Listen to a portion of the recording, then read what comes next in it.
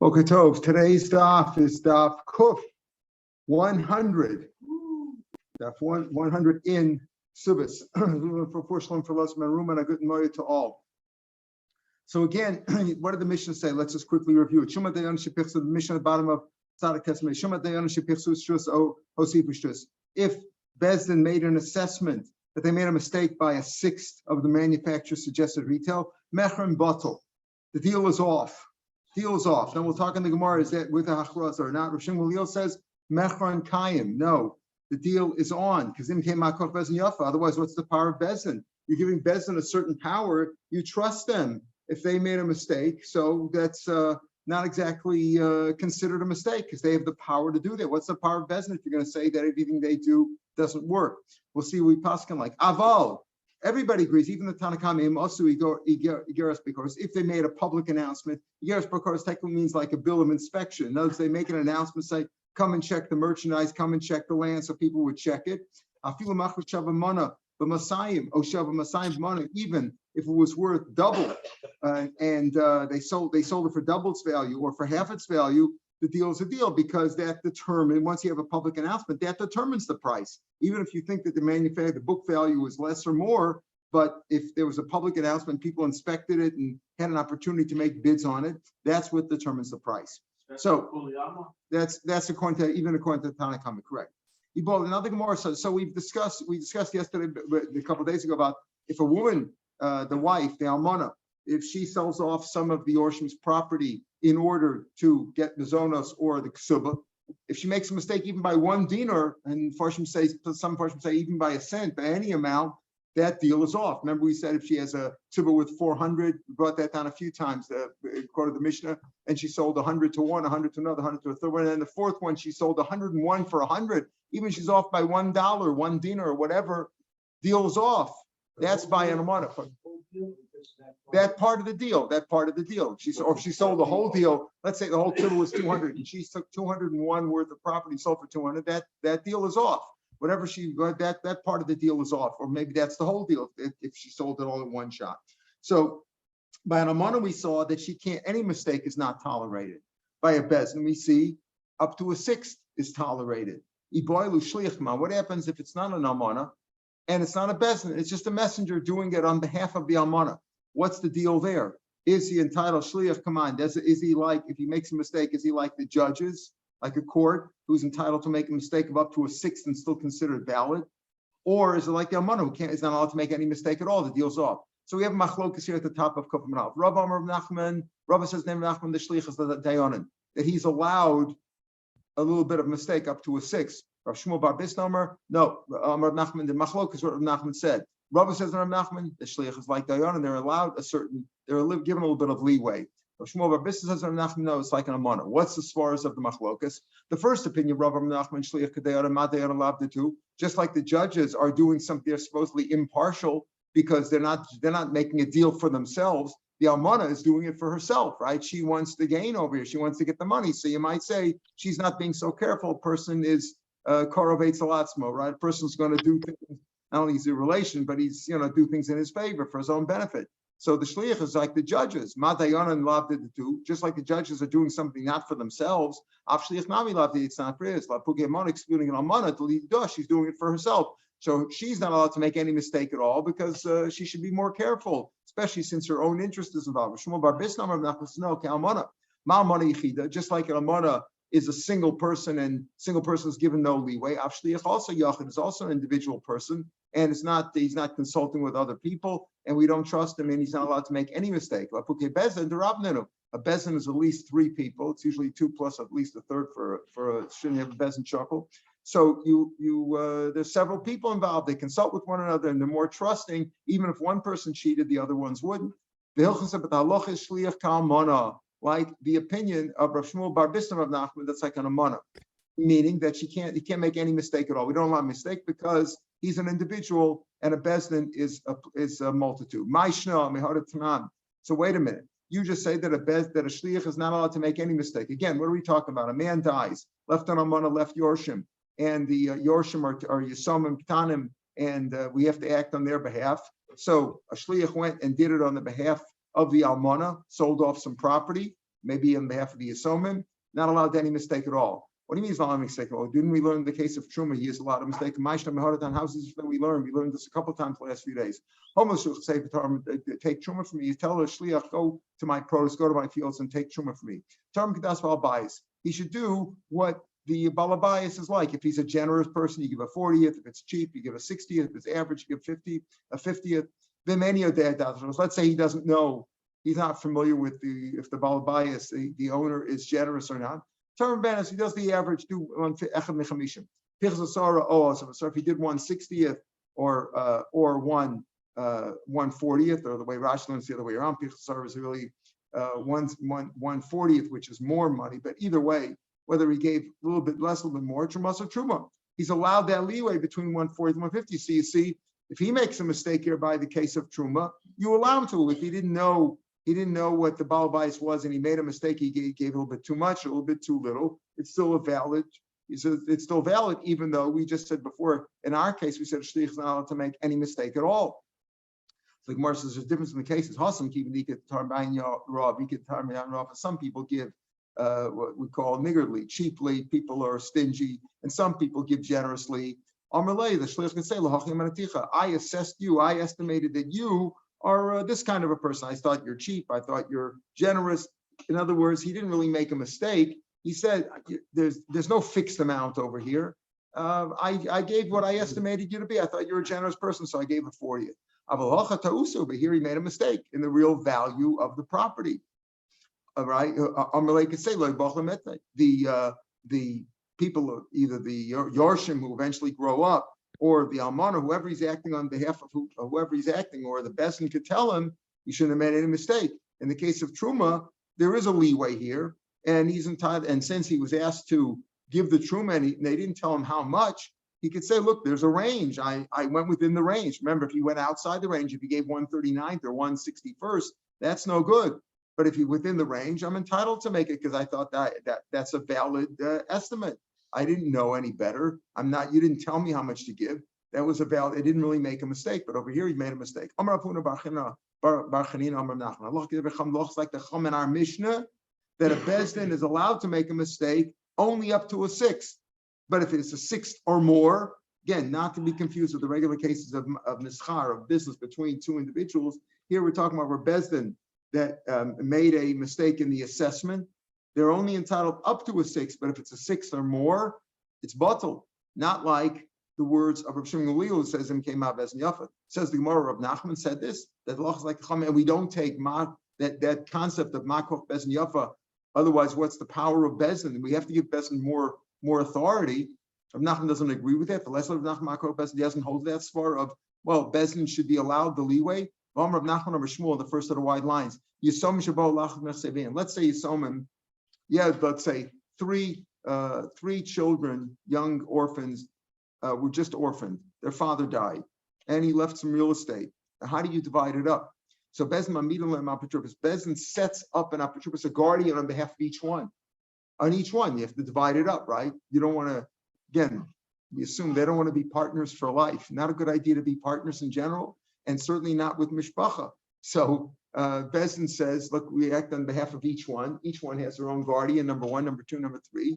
And each guardian acts on behalf of the of his charge of that child, and they split it up. Higdilu, let's say they grow up now. Now they're bar mitzvah, they're 20 years old. They can object. And they can come along with a claim and say, no, I'm not happy with this, what the guardian did for me. I'd like to change it. That's what Rav Nachman Amar Shmuel said.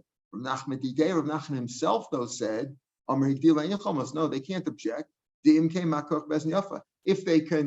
If they can object, what was the whole point of Bezdin setting them up a guardian on behalf of each one individually, 3 guardians, and they divided up?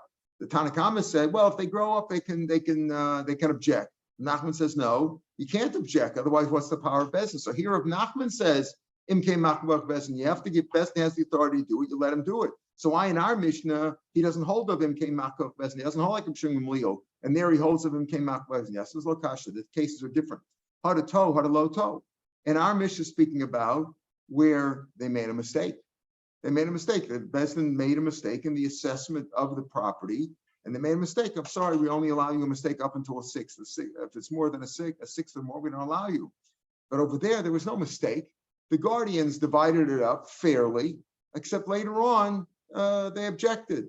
So wait a minute, Idolo Tov, because if they didn't make a mistake in the case of the three Yisomim, so what's their objection? What's their objection if there was no mistake made? Baruchos, they simply object. They didn't say they were cheated. They weren't cheated at all. There was no mistake made. Simply that the Orshim, when they grew up, one of the Orshim, let's say, married a girl whose father gave them a piece of property adjacent to one of the other pieces of property that let's say brother number three got. There were three Yisomim over here in this case, three guardians, three Yisomim. So number one said, number one, number two, and three, they all got a fair shake. But over here now, number one married a girl whose parents gave her, who had a property adjacent to number three.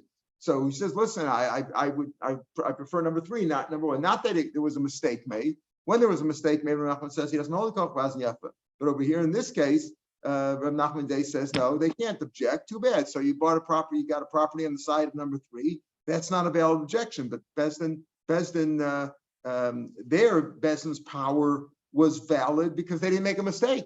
The guardians at the time of the deal did a fair deal. 1, 2, and 3 each got a good piece of property. Something that was matim for them. It was done fairly. There was no mistake made.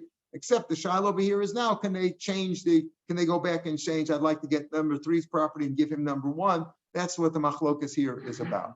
Guess what? Dapim came from Eretz Yisrael. Yeah. So we're back with if the almana sells for an extra dinar or deals off. Everything else, and the same thing if a shliach does it. Only if a Beis Din does it are they allowed some leeway. Correct. Up to them. So in other words, are we saying that because you're dealing with the Yisomim here, yeah, she's in essence taking from the Yisomim? That's right. She's taking from the Yisomim, and Beis Din authorized her. Normally, she's not allowed to. You can't just go and do something for Yisomim. Beis Din authorized her as part of the ksuba. Part of the ksuba. If they don't want to give her the food or the ksuba, and there's no, and Beis Din doesn't do it, she can't cheat the Yisomim. Right, because it's unfair.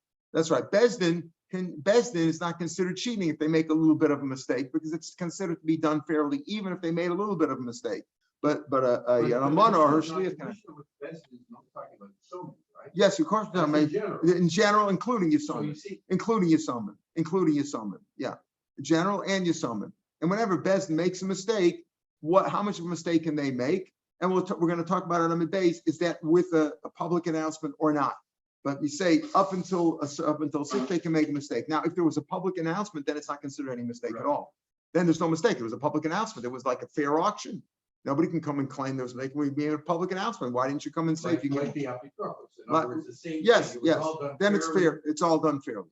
There was a story like this. Also, Rebbe, the story involving Rebbe Yehuda Nasi, and he did Kedivre Chachamim. He wanted to do like the Chachamim, meaning that they didn't allow a mistake, even a Beis Din mistake, not allowing a mistake of a sixth or more. Amala fun of Parta Benosha or Elazar ben Parta. So here you see another example of a grandchild being named after a grandfather. Clearly, you have a strange name like that. Parta is named after his grandfather. You have that in many places in Shas. Ben Benosha Parta, Haggadol. He was named after his grandfather, who in turn was named after his grandfather. So this boy was named after his grandfather, who was named after his grandfather, so effectively named after the great-great-grandfather. Okay, what do you see? Again, you see, and there's several examples this Rav Shas will have it in the Dor Mitzvah also, where they're named after the grandfather. You find that concept, that it's not a new concept. As I always mentioned, though, you cannot prove, you don't see from the Gemara, at least in all the cases that I can remember that we've had, whether they were alive or not. I think the Kenan Minig was to do it alive, like some Eidot Mizrach do it, not all. Some Eidot Mizrach still named after the live ones, but I think the Ashkenazim stopped.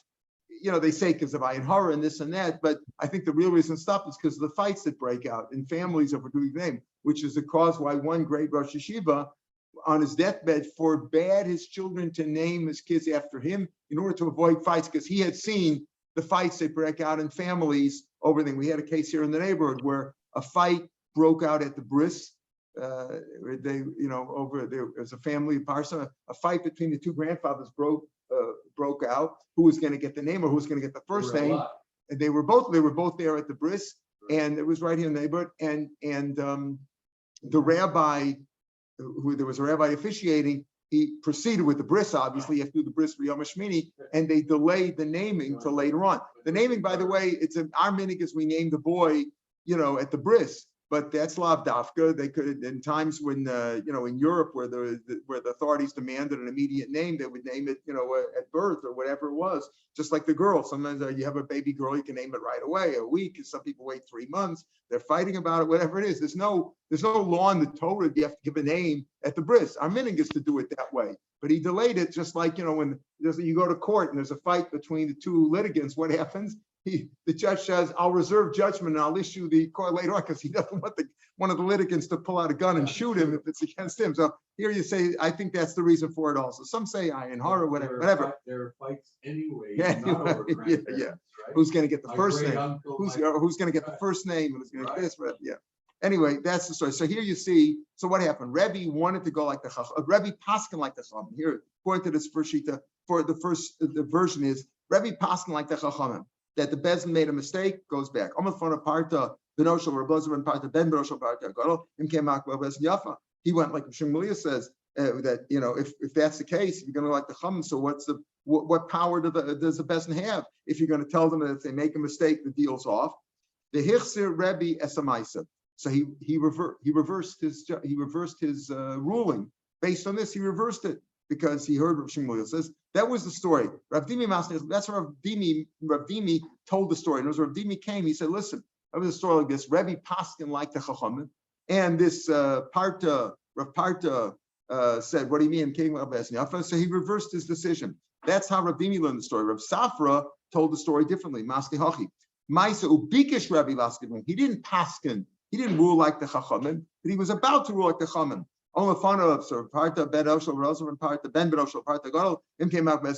Before Rebbe actually issued his ruling, Parta had objected, and then Rebbe said, "Okay, yeah, I won't rule that way." And came out with Yafa. Lo Asar Rebbe said, "Do the Maisa." That was how the story is related to us. In other words, we just said that Rav Nachman paskins like the Chachamim. But we see that Rebbe took Rav Shmuel's opinion into consideration. He was a descendant of him, so he said, he didn't the Maisa. The story is told though in two ways: either Rebbe ruled and then he retracted, he reversed his opinion, or that he was about to rule and he reversed.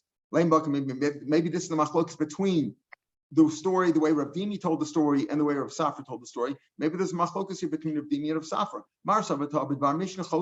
There's a shaila in Sanhedrin. We'll talk about that when we learn Sanhedrin. If a bez makes a mistake by a befavor Mishnah, so is that such a terrible mistake that that the judge himself has to pay out of his own pocket for his mistake, or can he just go back on and says, no, we changed our opinion, we overruled ourselves? You don't find that in regular courts. You usually go to a higher court and they overruled, right? Here says we retracted our opinion. Marsav told about Mishnah Choser. Maybe he can go back on it. That was Rav Dimi who said Rebbe Paskin, and then he retracted because he saw the Mishnah. Even though in our Mishnah it's a machlokas, but since Rav Shmuel gives a reason, that's like he made a mistake in the Mishnah. Umar Savar, right? Umar Savar and Rav Safra, no, ain't a choser. You can't go back on it. So he tells the story that he was about to rule, but he didn't actually rule. Umar says, no, there's no machlokas about that. Everybody knows that you're allowed to retract your own ruling. You're allowed to reverse your ruling.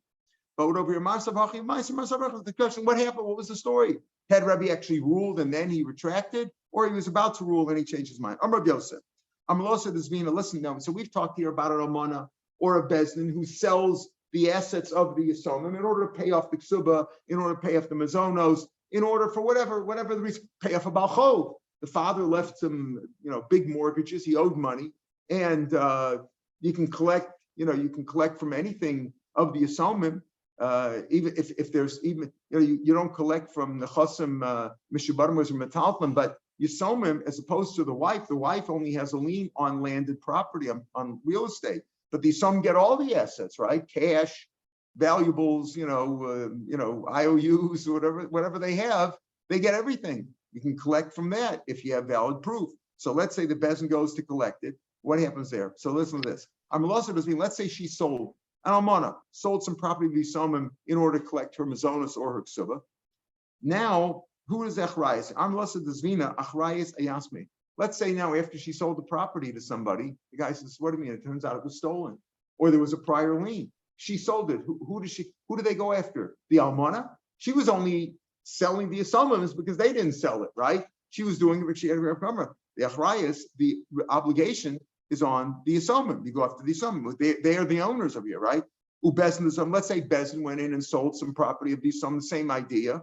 They sold it to pay off a ksuba or a loan or whatever it was, some earlier obligation. Also, Achrayas is on the assumption. So Gemara says, Shita, isn't that obvious? There's no chiddush over here in the case of Almana. Of course, the Achrayas is on her. Who else would it go on? Who else would it go on? She sold the property because she needed the mazonas. Turns out the property was stolen or had a prior lien. Of course, they're going to go after some. They're the real owners. Says, pardon? Why should they go after her? She's not responsible. Why should she be responsible? She says, look, she's not responsible. They didn't have title searches exactly in those days. And even if she could, it's not a responsibility. She's hungry. Her husband died. There's no food. She got it from the Shiva. There's no food. So she takes the ocean. She's supposed to do all that. It's not her responsibility. She's supposed to be paid. Don't forget, she has a lien over here on the property, right? She's collecting her mazonos or her ksuba. She's entitled. So what is it? Let's say it was stolen or there was a prior lien. Fine, let him go after the Yorshim. It was the Yorshim's property, not her property. She's not selling her own property. When it's a husband, yeah. You do expect the almana to go and check if he's really dead or not. If he's dead, yeah. If he's dead. We're talking about where they know he's dead. Ki Yitzrachlei. Here, but I'm saying, but the whole thing, should she check? No, that's different. We're talking about getting remarried is different. No, he disappears and she gets a report from one agent. No, that's different. That's talking about getting remarried. Here we're talking about getting the mazonos that she's entitled to. We know the guy's dead. They had a shiva. I'm just saying the idea of the obligation we put on the almana. That's different because that's a personal thing. She has an obligation to check it out. But if there's two Adam that he's dead, she doesn't have to check it out. There's two Adam. Okay, there's one. Okay, in that case, but that's a special case. That's a different case entirely. Here we're talking about we're talking about a money matter. We're talking about she's owed money by the Yisum, so nobody gives her the money. She has to go sell a property. But if it turns out the property is not hers to sell, it's not the Yisum's to sell, who are the purchasers going to go after? They have to go after the Yisum. It's not her responsibility to take there was a prior lien by somebody else, so let them go after the Yisum. She's not responsible to check that out. Go after the almana says it's theirs. It's theirs, exactly. That's the point. It's theirs. Go after them. So there's no chiddush in that. Chiddush in the bezin. Why is there any difference for a bezin? Bezin's only selling the property of the Orshim in order to pay off, give her mazonos or pay off the ksuba, whatever. What's the chiddush with it? It's still there. I might think, call the zavan, whoever buys something through a court, who does up. In other words, if a court is selling something, presumably there's a public announcement about it. And if there were any other claimants to it, any earlier liens claimants, they would have said something. The fact that they didn't say anything, so the purchaser is not thinking about that. And when he buys the property, he's not expecting there to be any other obligations. And he buys it without a chrayas. He says, oh, the court's selling it. I'm not worried about that. I'm not worried that somebody else is going to make a claim. That's what you might think. Kamash will know that the fact still is, if Bezin sells the property and it turns out there was an earlier lien that they didn't know about, you do a title search. You think titles, they have computers and things like that. They did the best they could. But if somebody had a prior lien, somebody comes from Medina saying, there's a prior lien, then they go after the Yorshim. In other words, there's still an achrayas there. That's the point. When you buy property from somebody and it's a shtar, there's an assumed achrayas. Remember, we say achrayas is told sofer. If it's not written into the shtar, right? If it's not written to the shtar that I'm selling it to you with an obligation, that if it's taken away from you, I'll stand behind it. I'll stand behind my obligation. It's automatic anyway in the case of a shtar. So here, who do they go after? They go after the Yorshim. Shimon Gamliel says the Mishnah. Shimon Gamliel says, even so, how much of a mistake could they make? Let's say Bezin sold $1 million property for $50. Would you say Makoch Bezin Yafa there? So it says Ad Kama, Amar Rafuna Bar Yudam Rav Sheshes Ad Palga, half half either way. If they sold the property worth $200 for 100, or worth 100 for 200, it only there. It doesn't say if they sold the property worth 100 for 1,000 or worth 1,000 for 100. It only gives an example where it's double, meaning or half, depending how you look at it. Amar Meimer, Mishmeid Rabbi Yosef. Now we get into another issue. When Bezin sells a property, Bezin Shemachu Baloch Russell. Let's say he sold it without a public announcement, right? You always see in the paper they have those boxes. We're selling this off, to make sure they get a good price, and if anybody has a claim, et cetera, et cetera. Let's say Bezin sold without a chraza. Nasu K'misha Tobit B'Mishnah. That's such a severe mistake that if it's as if they made a mistake in the Beferish Mishnah, and the deal's off. When they don't say what they done is done, then they have to pay it out of their own pocket. The whole deal's off. That's a mistake. That's a mistake. It's not even about. It's like today, if you have a court that paskins something, that ruled something on it, they went against the Constitution or against the books. The deal's off. It's just simply a mistake. So that's because they tell without an announcement. That's like a mistake. The Gemara says, Nasu. What do you mean? Nasu, it's as if they made a mistake. Vadetos is certainly a mistake. You say it's as if they made a mistake and the deal's off. If they made a mistake, it is a mistake. What do you mean? It's as if they made a mistake. It's Vade mistake. It's not Shema Yisomim. An assessment made on behalf of property Yisomim. Shloshim Yom. You have to announce it for 30 days. What's the announcement? You put it in the paper. Who reads the paper? I check my stuff online. You have to announce it for 30 days. V'shema Hektish Shishim Yom. Hektish, if you're selling off property of Hektish. Yesterday we talked about being mob hektish. Yes, even if it's a Bezin could sell it off, right? But when you mob hektish, the thing that you sell it for takes the place of the kedusha. So let's say they're selling off something of hektish. CF not for 60. You have to announce it at the minyan in the morning and the minyan at night. You have to announce it in the morning and at night so people will know when they go to work, when they come home for it. So you see over here, it has to be so. So what do you mean? It's as if they made a mistake. Here's a Mishnah which says that it's if you're selling off property of some, you have to do it with a public announcement for 30 days, morning and night. So what do you mean? It's as if they made a mistake. It's a mistake. It's like as if they made a mistake in a Beferish Mishnah. There is a Beferish Mishnah. It's as if they made a mistake. Now, that doesn't say that Mishnah doesn't talk about a bezdin. Maybe that's just a shliach who does it. If a shliach is selling off from Yisomim, somebody acting on behalf of the family, of the children, selling it off, maybe he has to make a bezdin low. But I might think that a bezdin can sell without a public announcement. Kamash Malon. No, that's what our member is teaching me. That if bezdin sold without a public announcement, it's as if they made a mistake in the Beferish Mishnah. Even though there's no Beferish Mishnah that says that if they sold without a public announcement, that it's vadai, the deal's off. Mishnah didn't say that, but a member is saying it's the equivalent of that. They sold out time. What do you mean? You have to make a public announcement when Bezin sells? What about our Mishnah? What did our Mishnah say that we started with today? Bezin made a mistake in the assessment. Made a mistake by 6 mechem batel. That is batel. Hashava b'shava mechem kayim. But if they sold it off for the right price, right? They sold it off properly. It's a good deal, right? The deal stands. My lav didn't say anything about a public announcement there. They didn't make them. They didn't. You just said, or Maimer said, if they sold it without a public announcement, the deal's off. Deal's off. Our mission just said, if they made a mistake by 6, the deal's off. But if they didn't make a mistake, the deal's on. There was no public announcement there.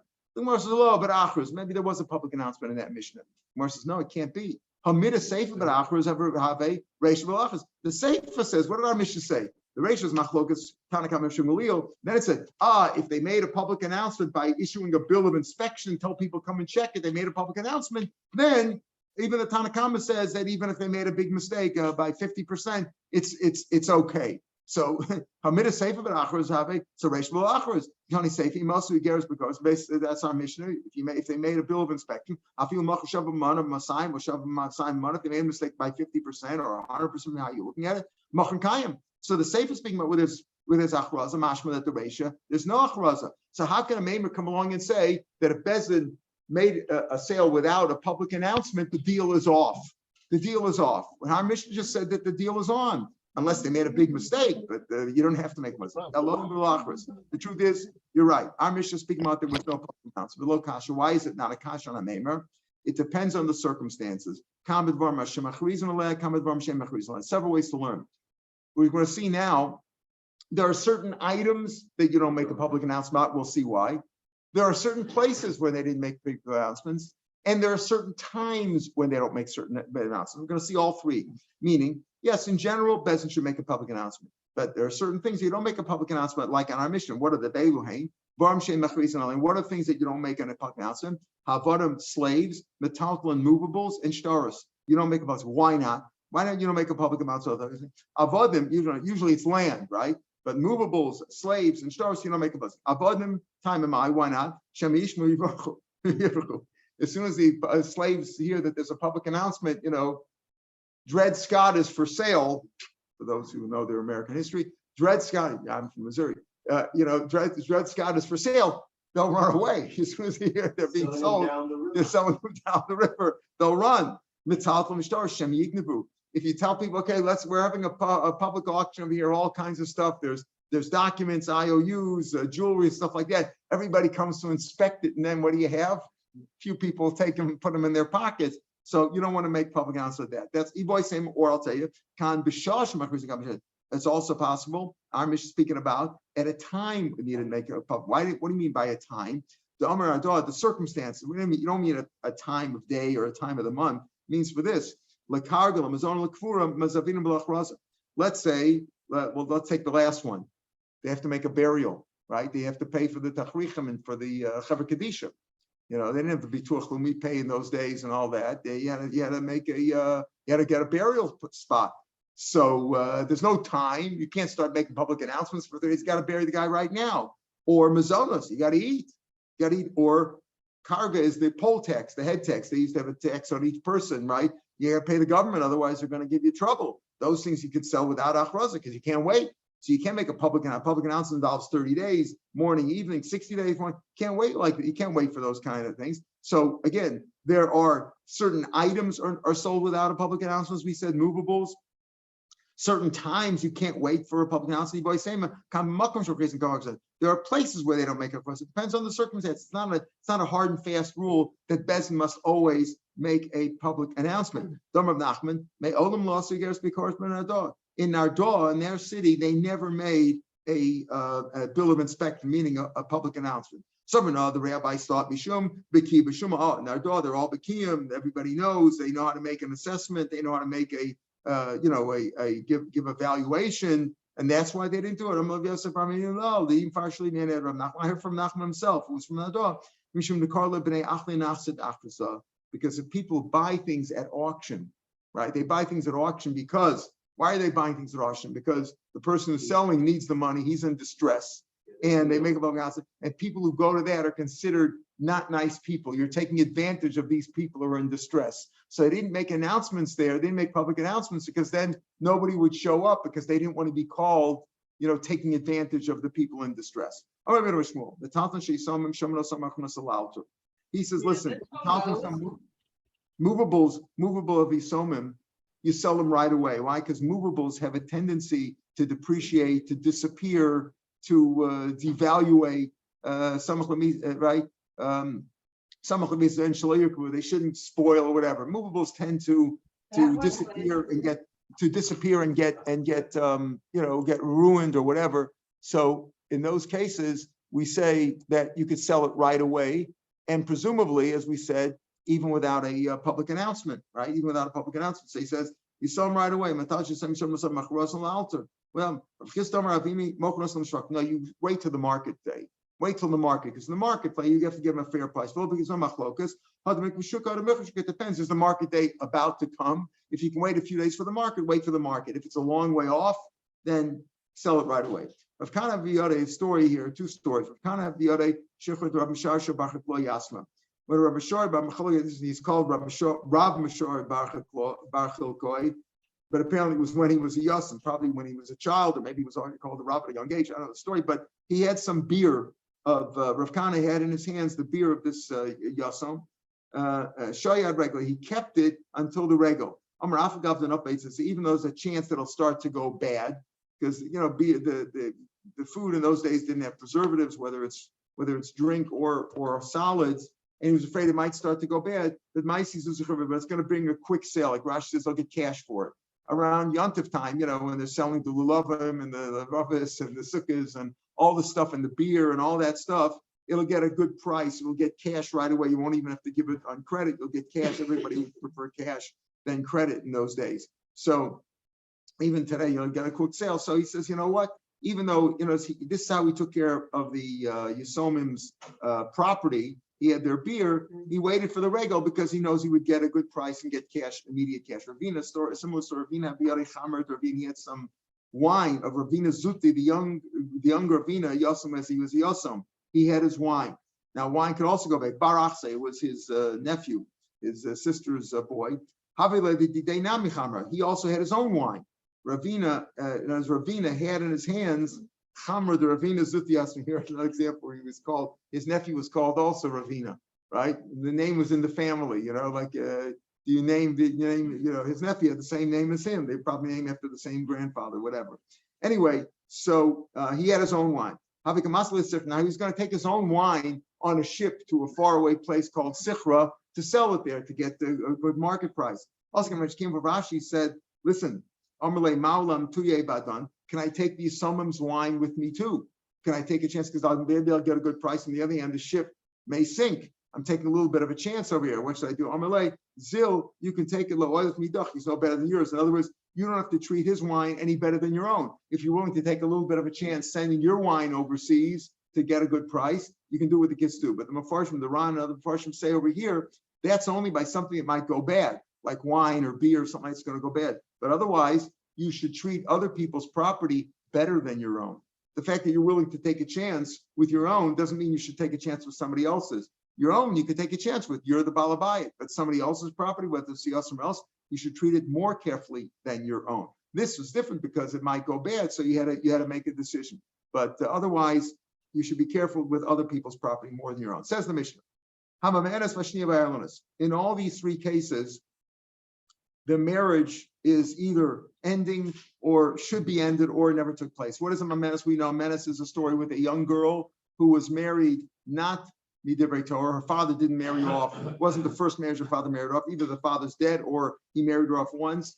And now she's 8-10 years old, but people don't want her to be taken advantage of. So they marry her off and she can walk away from the wedding. And when she walks away from the wedding, there was no wedding at all. Right? It was not, there's no marriage to Raisa. So it's like the wedding was annulled. She was never married to the guy.